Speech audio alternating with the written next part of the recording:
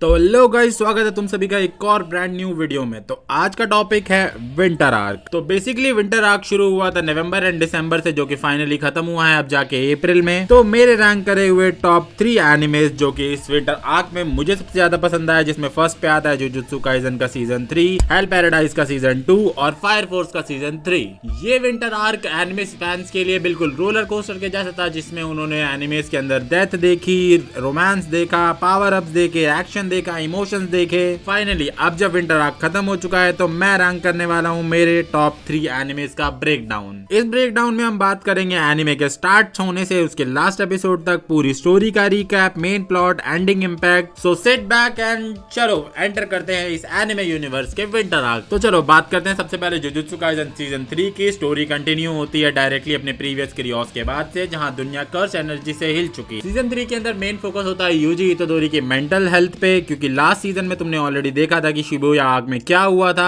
Sukuna का control, guilt और destruction का वेट, ये सब कुछ अभी हमारे कैरेक्टर को बहुत परेशान कर रहा है। तो फर्स्ट एपिसोड की जो स्टार्टिंग होती है तुमने वहां पर देखा होगा कि वो अपने हाथों को खून से धो रहा है, जो कि मिट नहीं रहे हैं। इस सीजन का मेन आर्क है कलिंग गेम, जहां पर सॉर्सरर्स एक डेडली गेम के अंदर फंस चुके हैं। हर फाइट सिर्फ एक स्ट्रेंथ नहीं, स्ट्रैटेजी और सर्वाइवल इंस्टिंक्ट का बहुत ही बेहतर कॉम्बिनेशन है। इस पूरे सीजन का सबसे मेन हाईलाइट्स है वो new powerful sorcerers, deadly domain expansion और शॉकिंग बिट्रेयल। सो सीजन 3 के अंदर गोजो की एब्सेंस एक बहुत बड़ा वॉइड क्रिएट कर रही है, जहां पर हर कैरेक्टर खुद को अब स्ट्रॉन्ग बनाने पे लगा हुआ है, क्योंकि गोजो की एब्सेंस के अंदर बहुत भंड बसड़ हो रखी है पूरे एनिमे के अंदर। चलो फिर इस सीजन के कुछ पावरफुल कैरेक्टर्स के बारे में बात करते हैं जो इस सीजन में हमें देखने को मिले। फर्स्ट पे आता है हिंजी हकारी, इट्स किंजी हकारी। सेकंड पे आता है हिरोमी हिगुरुमा। सेकंड पे आता है हाजिमे काशिमो एंड फोर्थ पे आता है यूटा ओत्सुकी। और इस सीजन के बिगेस्ट हाईलाइट जहां पर नॉन स्टॉप क्रेजी फाइट्स होती है, वहां पर सबसे फर्स्ट पे मैं रखूंगा हकारी के जैकपॉट को, जो कि ऑलमोस्ट इमॉर्टल है। एंड सेकंड पे आता है हिगुरुमा का डोमेन, जो कि है लीगल डेथ जजमेंट। तो चलो फिर अब तुम्हें इस सीजन के बेसिक हाइलाइट्स पता चल गए, इस सीजन के मेन कैरेक्टर्स पता चल गए, पावर अप्स पता चल गए। तो अब बात करते हैं सीजन के क्लाइमैक्स की। तो क्लाइमैक्स में फाइनली यूजी अपनी आइडेंटिटी को एक्सेप्ट करता है कि मैं एक वेसल नहीं हूँ, मैं अपनी चॉइस से लड़ रहा हूँ। एंडिंग एक ओपन वॉर सेटअप करती है, जहां पर नेक्स्ट सीजन के लिए हाइप अनरियल लेवल पर छोड़ देती है। तो क्या लगता है कि तुम्हें नेक्स्ट सीजन के अंदर हमें गोजो वापस बैटल के अंदर देखने को मिलेगा? सुकुना की कौन फाड़ेगा? तो मेरा सबसे पहले बड़ा क्वेश्चन है कि क्या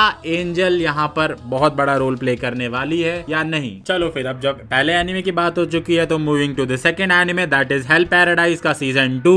हमें सीजन 2 के अंदर देखने को मिलता है डार्क, ब्रूटल और फिलोसफी, जहां पर अगर तुम्हें ये पसंद है तो ये एनिमे तुम्हारे लिए है। स्टोरी कंटिन्यू होती है गाबीमारू की जर्नी से, एक असैसिन जो अपनी वाइफ के पास वापस जाना चाहता है, लेकिन ये आइलैंड बहुत ही ज्यादा ब्रूटल और सुंदर है। चलो फिर एनिमे के आइलैंड के बारे में बात हुई है तो अब आइलैंड को थोड़ा सा डिस्क्राइब करते हैं। तो इस आइलैंड का नाम है शिनसेनक्यो और ये दिखने में एकदम परफेक्ट पैराडाइज है, लेकिन रियलिटी ये pure nightmare disguised as heaven है। हर जगह glowing flower, giant tree, colourful environment, nature इतना ब्यूटीफुल है कि ये अनरियल लगता है। आइलैंड पर नॉर्मल एनिमल या ह्यूमन नहीं मिलेंगे तुम्हें, यहाँ पर मिलते हैं distorted being, half human half plant creature, कुछ लोग जो इमॉर्टल बन चुके हैं लेकिन अपनी ह्यूमैनिटीज खो चुके हैं, और ये सब एक एक्सपेरिमेंट और एक एनर्जी जिसका नाम है ताओ का रिजल्ट है। आइलैंड के बारे में हम बात कर चुके हैं, अब फोकस करते हैं सीजन 2 के ऊपर। तो सीजन 2 बेसिकली फोकस है ताओ की पावर के डीपर एक्सप्लेनेशन के ऊपर, इमॉर्टल बीइंग के ट्रुथ और ह्यूमन वर्सेस मॉन्स्टर की एक ब्लड लाइन, जो कि अभी तक हमें समझ नहीं आ रही है कि ये क्यों हुआ है। इस पूरे सीजन 2 का एक मेन फोकस है जो कि है गाबीमारू का इंटरनल कॉन्फ्लिक्ट। वो अभी भी अपने अंदर में कंफ्यूज है कि क्या मैं अभी भी एक इंसान हूँ। ये पूरा सीजन उसी में कैरी होता है। तो इस सीजन की हर फाइट एक सर्वाइवल से शुरू होती है और एक इमोशनल ब्रेकडाउन पे खत्म होती है। सपोर्टिंग कैरेक्टर जैसे सागिरी भी इवॉल्व होते हैं, वीक से स्ट्रॉन्ग, डाउट से कॉन्फिडेंस, और इसी तरह से ये पूरा सीजन आगे अपने आप को बढ़ाता है। तो चलो फिर तुम्हें इस एनिमे के मेन प्लॉट्स पता चल चुके हैं, अभी तक तुम्हें एनिमे समझ आ चुका होगा अभी तक जितना मैंने डिस्क्राइब करा है। तो अब मूव करते हैं फाइनल एपिसोड में। ये इसका फाइनल एपिसोड हमें डिस्क्राइब करता है आइलैंड की आइडेंटिटी रिवील होती है, सैक्रिफाइस होता है और एक बिटर स्वीट होप मिलती है कि हाँ अभी भी होप है कि गाबीमारू और उसकी जो टीम है जिसके अंदर तागिरी उसके साथ है, कि वो लोग इस आइलैंड को अभी भी छोड़ के अपने रियल वर्ल्ड की तरफ जा सकते हैं। सीजन 2 का बिगेस्ट फोकस होता है इस आइलैंड की सच्चाई के ऊपर, जो कि ये कोई नेचुरल पैराडाइज नहीं, यहाँ पर एक्सपेरिमेंट हुए हैं। इमॉर्टैलिटी के लिए टेंशन की ओरिजिन और पर्पस रिवील होता है और स्लोली पता चलता है कि एलिक्सर ऑफ लाइफ एक ब्लेसिंग नहीं एक कर्स भी हो सकता है। और इस सीजन की एंडिंग हमें ये दिखाती है कि हर फ्रीडम का एक प्राइस होता है जो कि हर कोई पे नहीं कर पाता है। चलो moving to the third anime which is my favourite from this winter arc, that is Fire Force season 3।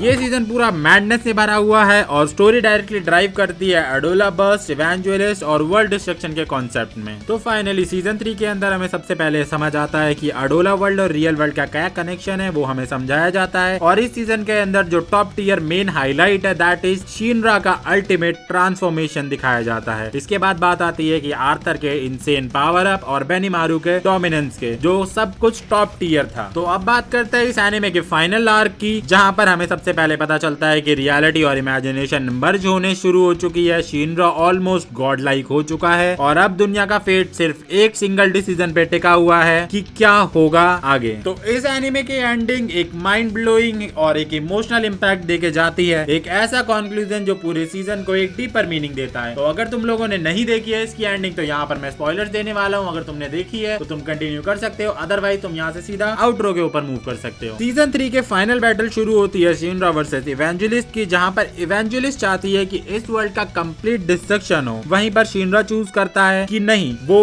Hope और लाइफ को वापस लेके आएगा इस वर्ल्ड में। फाइनल फाइट जो कि एक फिजिकल से ज्यादा एक आइडियोलॉजी क्लैश हो रहा है यहाँ पर। जब ये क्लैश खत्म होता है तो शिनरा उस दुनिया को डिस्ट्रॉय नहीं करता, ना वो उसे डिस्ट्रॉय होने देता है। वो इस दुनिया को वापस से रिकंस्ट्रक्ट करता है, एक नया वर्ल्ड क्रिएट करता है जहाँ पर फियर का कंट्रोल कम हो जाता है, डेथ और लाइफ का कॉन्सेप्ट चेंज हो जाता है। ये न्यू वर्ल्ड डायरेक्टली कनेक्ट करता है सोल ईटर से। तो अब बात करते हैं इस एनिमे के एंडिंग, एक जो कोर मैसेज हमें देता है, जो कि है फियर दुनिया को डिस्ट्रॉय करता है, होप उसे रीबिल्ड करता है एंड ह्यूमैनिटी का फ्यूचर डिपेंड करता है उनके बिलीफ पर। तो इसी बिलीफ के साथ ये सीजन 3 विंटर आर्क पूरा खत्म होता है इन तीनों एनिमे का, जो कि मेरे पर्सनली फेवरेट थे इस पूरे विंटर आर्क के अंदर। एंड इसके साथ और भी बहुत सारे एनिमे आए थे पूरे विंटर आर्क के अंदर, बट ये थे कुछ मेरे फेवरेट विंटर आर्क के एनिमे। इस पूरे विंटर आर्क से जो मैंने पर्सनली सीखा है वो है जुजुत्सु काइसेन से हमें देखने को मिलता है pain and purpose. Hell Paradise ने मुझे दिखाया कि आइडेंटिटी एंड सर्वाइवल क्या होता है। एंड फाइनली फायर फोर्स से मुझे समझ में आया कि डेस्टिनी और क्रिएशन क्या होती है। तो चलो फिर इसी पर्पस के साथ अपनी आइडेंटिटी को लेके अपनी डेस्टिनी की तरफ चलते हैं। और अगर तुम्हें ये वीडियो पसंद आई है तो गाइस लाइक करो, शेयर करो और कमेंट में बताओ कि कौन सा एनिमे तुमसे सबसे ज्यादा पावरफुल लगा और क्या स्टोरी का इम्पैक्ट तुमने देखा। और हाँ, नेक्स्ट सीजन के लिए रेडी रहना, क्योंकि एनिमे की दुनिया रुकने नहीं वाली और हम फिर से मिलेंगे एक ब्रांड न्यू वीडियो के साथ।